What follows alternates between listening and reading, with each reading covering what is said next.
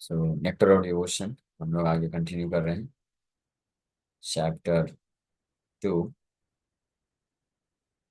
Nectar of devotion का chapter 2 हमने तो भगवद गीता है।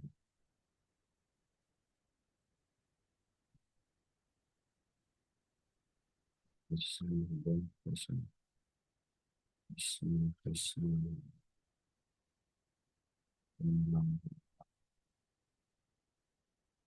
कृष्ण कृष्ण कृष्ण कृष्ण।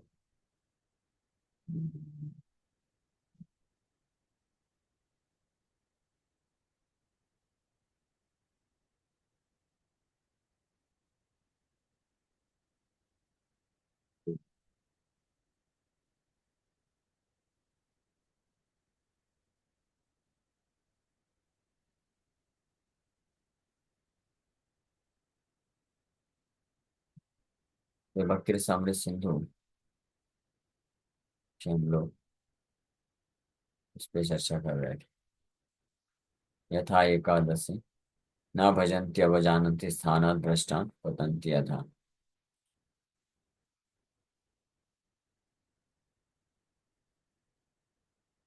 तत्फलं च तत्रैव एवं क्रियायोग पठय पुमान् वैदिका तांत्रिकैः। अर्चन उभयतः सिद्धि मत्तो विन्दति अभीप्सितम्। 11वें स्कंद में और वर्णन है। By worshipping me through the various methods prescribed in the Vedas, Tantras, one will gain from me his desired perfection in both in this life and next life. So वर्णाश्रम वैदिक भक्ति जो है वर्ण आश्रम के अंतर्गत जो करते हैं भगवान कृष्ण को ही संतुष्ट करने के भाव को रखते हुए, तो वो भगवान की कृपा से अभीष्ट बल को प्राप्त कर लेते हैं। तो हम लोग चैप्टर 2 में डिस्कस कर रहे हैं आज।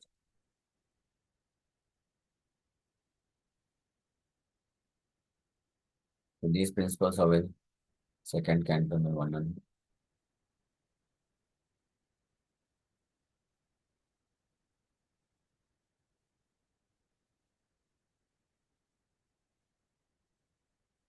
यहाँ तक हम लोग चर्चा किए थे। चमस मुनि ये बता रहे थे the different orders of society and grades of spiritual advancement are conceived in terms of qualification. It is confirm in the Bhagavad Gita. जो चार वर्ण चार आश्रम है ये योग्यता के अनुसार होता है। और Brahmin is born from the head, Kshatriya, Vaishya. Yes, कल हम यहाँ तक चर्चा किए थे कि ब्राह्मण के क्या कर्तव्य होते हैं, क्षत्रिय के क्या कर्तव्य होते हैं और वैश्य के क्या कर्तव्य होते हैं। अगर वो कोई व्यक्ति इन कर्तव्यों को पालन नहीं करता है तो वो ब्राह्मण क्षत्रिय वैश्य की स्थिति से उसका पतन हो जाता है। एंड अल्टीमेटली इन सभी कर्तव्यों का पालन करते हुए उद्देश्य होता है कि कृष्ण के प्रति रुचि को विकसित करें। So Lord Shri Krishna instructed Uddhava that by following the injunctions of social and spiritual orders of human society, one can satisfy the Supreme Personality of Godhead. And as a result of such satisfaction, the whole society gets all the necessities of life amply and without difficulty. This is because, after all, the Supreme Personality of Godhead maintains all other living entities. If the whole society performs its respective duties and remains in Krishna consciousness, there is no doubt that all of its members will live very peacefully and happily. Without wanting the necessities of life, the whole world will be turned into Vaikuntha, a spiritual abode.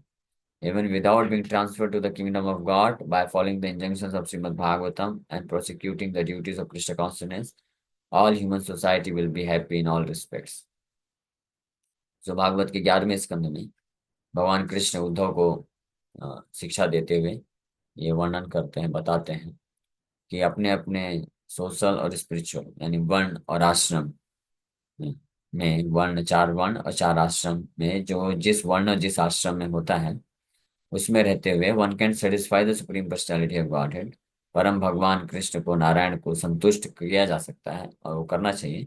और उसके परिणाम स्वरूप जो है वो पूरा पूरा जो मनुष्य समाज है, पूरी वर्णाश्रम व्यवस्था जो है, उनको जो भी जरूरत होता है वो बिना कठिनाई के प्राप्त होती है।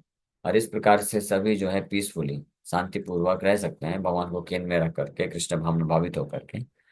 और इस तरह से ये भौतिक जगत भी जो है वैकुंठ आध्यात्मिक जगत में ट्रांसफॉर्म हो जाएगा। ये इसका पर्पस, यानी वर्ण और आश्रम की जो व्यवस्था बनाई गई है, हालांकि ये भौतिक स्तर पे है, लेकिन इसके जो कर्तव्य इस प्रकार से निर्धारित किए गए हैं शास्त्र की विधि अनुसार, कि मुख्य उद्देश्य भगवान को संतुष्ट करना है। तो इसमें इसके माध्यम से कोई किसी भी वर्ण और आश्रम में हो, वो कृष्ण भावना भावित भक्त बन जाता है। तो सरल भाषा में अगर बोले, तो कोई भी वर्ण और आश्रम है, वर्ण ब्राह्मण क्षत्रिय वैश्य शूद्र, ये चार वर्ण हैं। आश्रम ब्रह्मचारी गृहस्थ वानप्रस्थ संन्यास।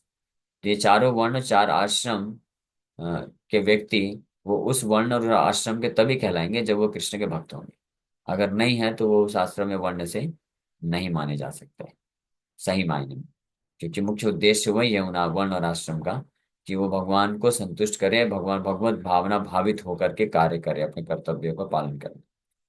ये इट्स जस्ट लाइक, ये उसी तरह से है जैसे कि कोई विद्यार्थी, स्टूडेंट। तो स्टूडेंट विद्यार्थी किसी कॉलेज या स्कूल का विद्यार्थी तब कहलाएगा जब वो वास्तव में वहाँ की जो पढ़ाई शिक्षा प्रदान की जा रही है उसमें वो पार्टिसिपेट करता है, सिलेबस को अच्छे से पढ़ता है, एग्जाम देता है और उसको पास करता है, तब वो विद्यार्थी कहलाएगा। केवल स्कूल में एडमिशन ले लिया है, फीस टाइम पे भर देता है, किताब कॉपी खरीद लिया है और स्कूल का ड्रेस पहन लिया है और डेली अटेंडेंस भी लगता है, उसका स्कूल भी जाता है, लेकिन कोई क्लास अटेंड नहीं करता है, क्लास में भी बैठा रहता है लेकिन कुछ सुनता नहीं है, ना कोई होमवर्क करता है, ना कुछ जो है प्रिपरेशन करता है, और एग्जाम में हमेशा फेल हो जाता है। तो ऐसे स्टूडेंट को बोला जा सकता है कि हाँ ये भी स्टूडेंट है इस स्कूल का, क्योंकि एडमिशन लिया है और क्लासेस में बैठता है। तो वो, लेकिन वो जस्ट बाहरी रूप से दिखाने बस के लिए कि हाँ ये भी एक स्टूडेंट है, फलाना फलाना स्कूल का स्टूडेंट है, लेकिन एक्चुअली में क्या उसको स्टूडेंट बोलेंगे? एक्चुअली में वो स्टूडेंट नहीं है। तो उसी प्रकार से कोई ब्राह्मण क्षत्रिय वैश्य शूद्र, ये चार वर्ण का हो सकता है, और कोई ब्रह्मचारी गृहस्थ वानप्रस्थ संन्यास आश्रम का हो सकता है। तो हो सकता है कि ये चार वर्ण और आश्रम में रहते हुए इसके जो निर्धारित कर्तव्य में जो कार्यकलाप होते हैं, रिचुअल्स होते हैं, उनको रिचुअल्स को वो कर रहा हो, लेकिन वास्तव में उसका जो मूलभूत उद्देश्य है कि भगवान के प्रति रुचि विकसित करना, भगवान के लिए करना, भगवत भक्ति को प्राप्त करना, उस उद्देश्य को पूर्ति के लिए नहीं कर रहा है, तो वास्तव में वो उस वर्ण या आश्रम में का बिलोंग नहीं करता है ना। भागवत तो बहुत स्ट्रेट फॉरवर्ड होकर के स्पष्ट बोलते हैं कि इसको श्रम एवं ही केवलम बोलना चाहिए। जैसे विद्यार्थी होता है, स्कूल में एडमिशन ले लिया है, सारी क्लासेस अटेंड करता है, बहुत अच्छा ड्रेस पहन के जाता है, सारी बुक्स कॉपी किताब खरीद के रखा हुआ है, लेकिन फिर भी पढ़ाई नहीं करता है, और एग्जाम या तो देता नहीं, या तो एग्जाम में कुछ लिखता नहीं है, फेल हो जाता है। तो उसका पूरा ये जो मेहनत है क्या है? श्रम एव ही केवलम, केवल श्रम हो गया बस, और कुछ नहीं हुआ। Useless endeavour, useless waste of time, Bhagavat इस हद तक बोल देता है। हाँ, श्रम, ये श्लोक हम लोग ऐसे कर चुके हैं भागवतम क्लास में, लेकिन वापस से रिपीट कर देते हैं। श्रम एव ही केवलम बताया गया है। भागवतम का पहला स्कंद दूसरा अध्याय 8 नंबर श्लोक।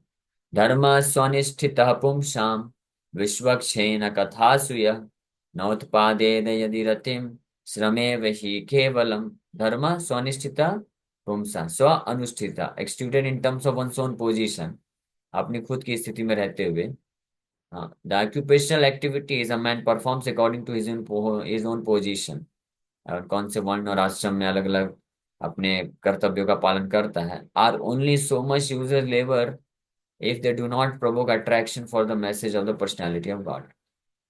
अगर वो भगवान, परम भगवान के प्रति जो है रति को उत्पन्न नहीं करते हैं, तो रति उत्पन्न नहीं करते हैं, तो वास्तव में वो क्या हो जाता है?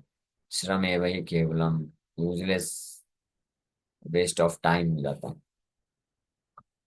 तो इसीलिए ये बहुत महत्वपूर्ण चीज है कि उद्देश्य को ध्यान में रखते हुए व्यक्ति को कार्य करना चाहिए। So there is a similar statement by Shri Krishna himself to Uddhava, 11वें स्कंद में, उद्धव गीता में, इसी प्रकार का और एक स्टेटमेंट प्राप्त होता है। भगवान कृष्ण उद्धव को बोलते हैं, 11th canto Shrimad Bhagavatam 27th chapter verse 49। The Lord says there, my dear Uddhava, all persons are engage in activities, whether those indicated in the revealed scriptures or ordinary worldly activities. If by the result of either of such activities they worship me in Krishna consciousness, then automatically they become happy, very happy within this world as well as in the next. Of this there is no doubt. So we can conclude from this statement by Krishna that activities in Krishna consciousness will give everyone all perfection in all desires.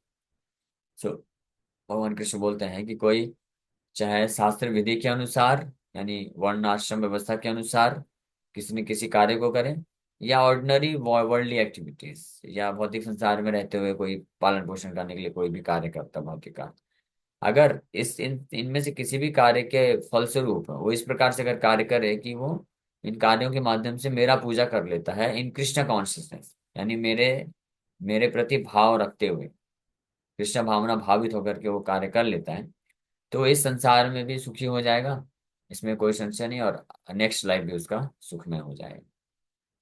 ये भगवान स्पष्ट वर्णन कर। So thus Krishna consciousness movement is so nice that there is no need of even designating oneself Brahman, Kshatriya, Vaishya, Shudra, Brahmachari, Grahastha, वानप्रस्थ और सन्यासी।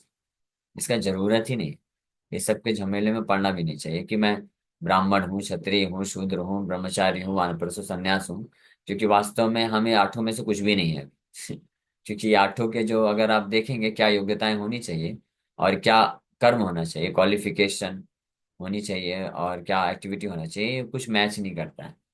तो ना तो प्योर ब्राह्मण, क्षत्रिय, वैश्य, शूद्र बचे हैं, ना प्योर ब्रह्मचारी, गृहस्थ, वानप्रस्थ, सन्यासी बचे हैं। इसलिए ये सब डेजिग्नेशन, ये भी उपाधि है, तो इसको भी साइड कर देना चाहिए। केवल एक ही बात ध्यान रखना चाहिए, जीवेर स्वरूप है कृष्ण रे नित्य दास।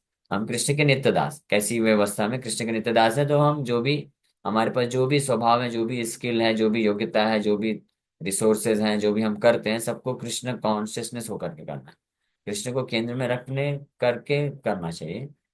तो फिर उससे जो है पूर्ण सफलता मिल जाएगी, ये आठों से ऊपर उठ करके शुद्ध भक्ति की स्थिति को प्राप्त कर सकते हैं। So let everyone be engaged in whatever occupation he now has. हाँ, जो जैसे ऑक्यूपेशन में है उसको लगे रहने दो, कोई दिक्कत नहीं। Simply let him worship Lord Krishna by the result of his activities in Krishna consciousness. केवल लोगों को यह अपॉर्चुनिटी देना चाहिए कि व्यक्ति अपने कार्यों के परिणाम स्वरूप कृष्ण कॉन्शियस होकर के, यानी कृष्ण भावना भावित होकर के कृष्ण का पूजा करें। That's all, nothing else is required. कुछ ये बदलने का जरूरत नहीं अपने सिचुएशन को। That will adjust the whole situation, क्योंकि अल्टीमेट पर्पस सॉल्व हो जाएगा ना। ये वर्णाश्रम व्यवस्था का अल्टीमेट तो मुख्य उद्देश्य तो यही था, कृष्ण भावना भावित बनना। तो अगर कोई कृष्ण भावना भावित किसी प्रोसेस के थ्रू बन जाए, शुद्ध भक्त के आश्रम में आने से, श्रवण कीर्तन के प्रोग्राम में लगने से कृष्ण भावना भावित व्यक्ति आसानी से बन सकता है। तो then that will adjust the whole situation, everyone will be happy and peaceful within this world. In the Narad Pancharatra, the regulative principles of devotional service are described as follows. Narada Pancharatra में भी वैदिक भक्ति का इस प्रकार से वर्णन है। Any activity sanctioned in the revealed scriptures and aiming at the satisfaction of the Supreme Personality of Godhead are accepted by saintly teachers as the regulative principles of devotional service. ऐसे कोई भी कार्य जो प्रामाणिक शास्त्रों में जो है सैंक्शन किए गए हैं, बताए गए हैं, और भगवान परम भगवान के संतुष्टि के संतुष्ट करने के लिए लक्ष्य बनाते हैं, तो उनको महान जो ऋषि मुनि गण हैं, शुद्ध भक्त हैं, महाजन हैं, उनको इस प्रकार के कार्यों को रेगुलेटरी प्रिंसिपल्स और डिवोशनल सर्विस में रखते हैं, यानी वैदिक भक्ति के नियम कानून के रूप में रखते हैं। If one regularly execute such service unto the supreme personality of Godhead under the direction of a bona fide spiritual master, then gradually he rises to the platform of serving in pure love of God. तो इस प्रकार के कार्यों को जो कि जिसका लक्ष्य है भगवान को संतुष्ट करना, साधन भक्ति, वैदिक भक्ति जो को बोलते हैं, अगर कई किसी भगवान के प्रति इस प्रकार के कार्यों को निरंतर करता जाता है प्रामाणिक गुरु के मार्गदर्शन में रहते हुए, देन वो जो धीरे धीरे निश्चित रूप में वो फिर उस आध्यात्मिक स्तर पे पहुंच जाता है जहाँ पे वो भगवान का सेवा शुद्ध प्रेम से करता है। फिर उसको कोई रूल्स रेगुलेशन के जो है फोर्स के द्वारा नहीं करना पड़ता है, वो कर सकते हैं। इस प्रकार से दूसरा अध्याय समाप्त होता है। Next chapter, eligibility of the candidate for accepting devotional service, यानी अ, अ, क्या योग्यता है, एलिजिबिलिटी है अ, भक्ति को स्वीकार करने की, उस व्यक्ति में क्या योग्यता होना चाहिए, ये हम लोग कल स्टार्ट करते हैं इसके ऊपर चर्चा। तो इसी के साथ ये फिर विराम करते हैं। Thank you very much. किसी वक्त का कोई प्रश्न है अगर, तो आप पूछ सकते हैं। Hare Krishna. Yes, any question?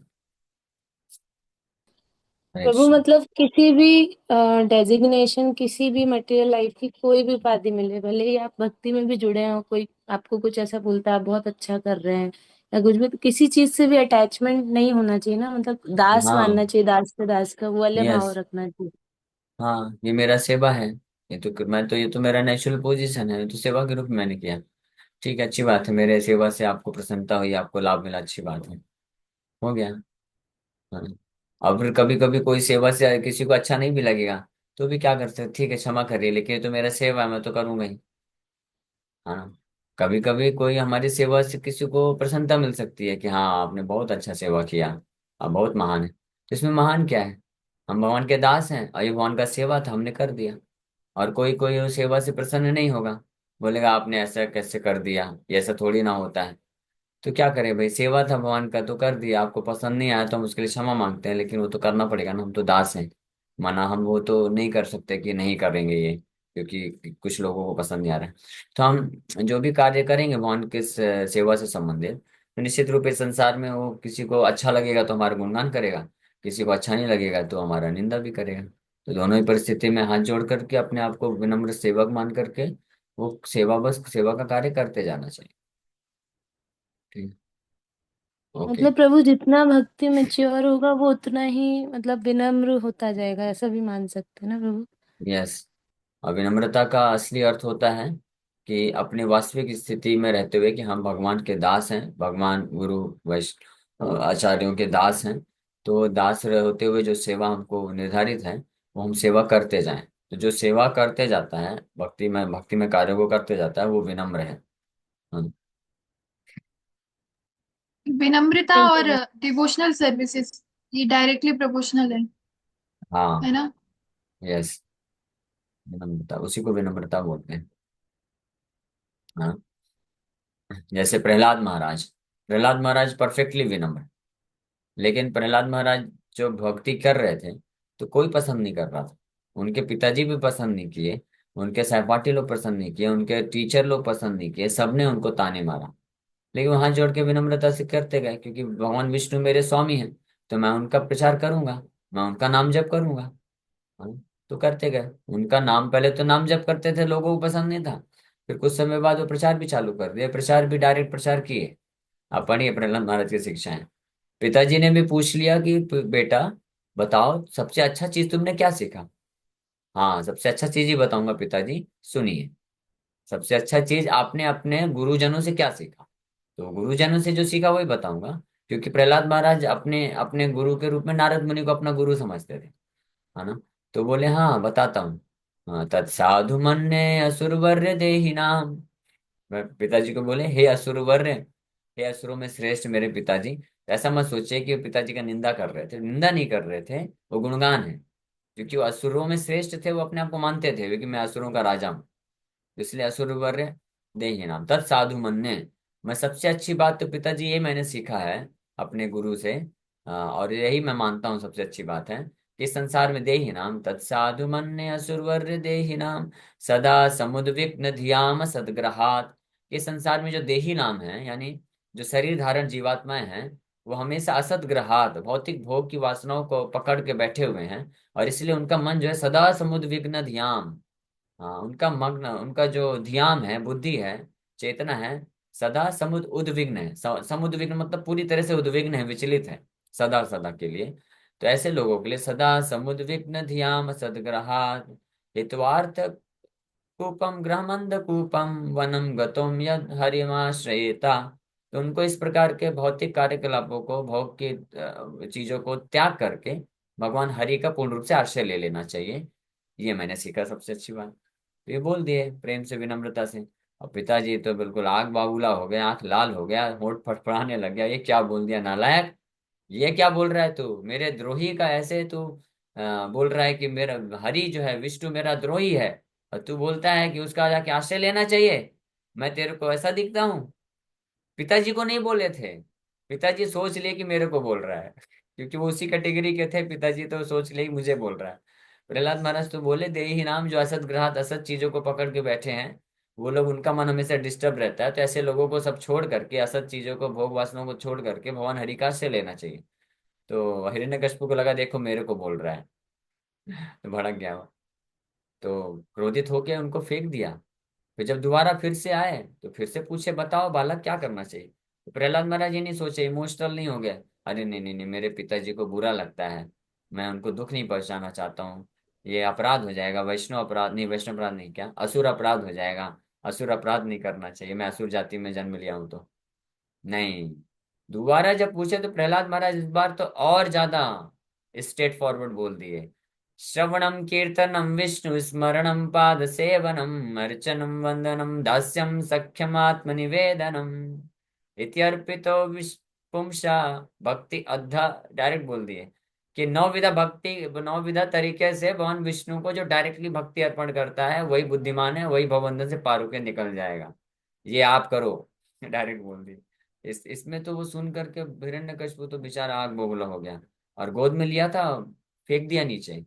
लेकिन प्रहलाद महाराज फिर भी हाथ जोड़ करके हरे कृष्ण मंत्र जप करते गए, और बिना बिल्कुल घबराए नहीं। तो दिस इज कॉल्ड ह्यूमिलिटी, इसको विनम्रता बोलते हैं। Never to never leave the shelter of the Supreme Lord, भगवान कृष्ण का आश्रय कभी नहीं छोड़ना किसी भी परिस्थिति में, उसको बोलते हैं विनम्रता। ठीक प्रभु, है। प्रहलाद महाराज तो शुद्ध भक्त थे, तो उनका तो शुरू से ही मतलब विनम्रता भरी हुई थी उनके अंदर। हाँ। जैसे जो नए लोग होते हैं मेरे जैसे, तो जो डिवोशनल सर्विसेज रहती हैं उन्हें बहुत ही इंटेंसली या फिर करना चाहिए ना, ताकि ये डेवलप हो सके अपने आप। यस। या फिर हमें या तो विनम्रता इस पर फोकस नहीं करना चाहिए, जो हम सेवा कर रहे हैं उस पर करना चाहिए, ऐसा है क्या? देखिए, प्रहलाद महाराज शुद्ध भक्त थे उस स्टेज में, तो स्वाभाविक रूप से विनम्र होकर के इस प्रकार से कार्य किए कि वो हमेशा कृष्ण को, कृष्ण कॉन्शियस बने रहे। तो हो सकता है हम उस स्थिति में ना हो, लेकिन हम उनके पद चिन्हों का पालन करके हम भी वैसा आचरण कर सकते हैं कि हर परिस्थिति में हमको वो करना अच्छा लगे या ना लगे, बट ये तरीका है कि हर समय जो है कृष्ण का आश्रय लेकर के कृष्ण की शुद्ध भक्ति के लिए जो जरूरी है वो करना। हाँ, प्रभुपाद जी इसलिए बोले कि who is stopping you to become pure devotee, मतलब फैसिलिटी हमारे पास भी है, हमारे पास भी हरिनाम है, श्रवण कीर्तन की अपॉर्चुनिटी है, साधु संघ है, सेवा है, सब है। तो ये हमको करना चाहिए। तो कर धीरे धीरे करने से हम उस स्तर पे आ सकते हैं। ठीक है। ओके। कहने का मतलब है कि एक्सक्यूज हमको नहीं सामने लाना चाहिए, बहाने कोई सामने नहीं लाना चाहिए, हमको फॉलो करना चाहिए। इसीलिए तो ये महान आचार्य महाजन के उदाहरण हैं जिनके पद चिन्हों में हम पालन कर सकें। तो उन्होंने जो आचरण किया वो स्वाभाविक रूप से किया, नैसर्गिक रूप से किया, नेचुरली किया, क्योंकि उनको कृष्ण के प्रति प्रेम है। तो वो हम उस उनके जैसे नहीं है, तो हम उसी आचरण को जो है प्रयास कर सकते हैं, कर सकते हैं, उनके फुट स्टेप्स में फॉलो कर सकते हैं, और फिर उनके जैसी स्थिति को प्राप्त कर सकते हैं। ओके। हरे कृष्ण।